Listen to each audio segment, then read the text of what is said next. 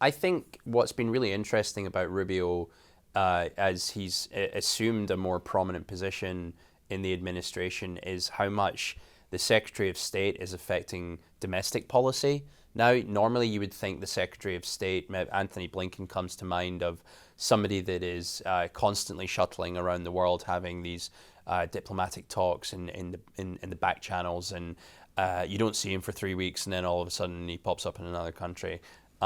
Rubio seems to be almost omnipresent, partly I think from the jobs that he has, but he's taken on this leadership role specifically in the fight over visas with Harvard and other universities.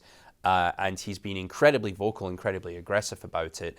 And I think it's really interesting that while you might make an argument that traditional foreign policy, such as negotiating with over Ukraine or Israel and China, maybe that's stalled in some situation, they seem to be kind of going all guns a-blazing at home. And Rubio's been a central part of that. And just to talk about the ideology, yeah, he has changed his tune, no doubt, over the years, and I think some of his Democrat Senate colleagues, have said as much, saying that they're disappointed in how he's talking and acting. But let's remember here, he's carrying out a job on behalf of President Donald Trump.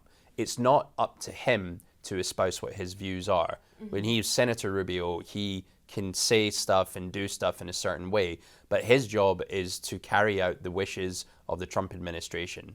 And I think people kind of forget that he is carrying out a job, and it's not about putting in his own ideology. If he wanted to do that, he could be an opinion writer or a commentary writer. He's carrying out a very specific job, and his personal feelings shouldn't get in the way of his professional actions.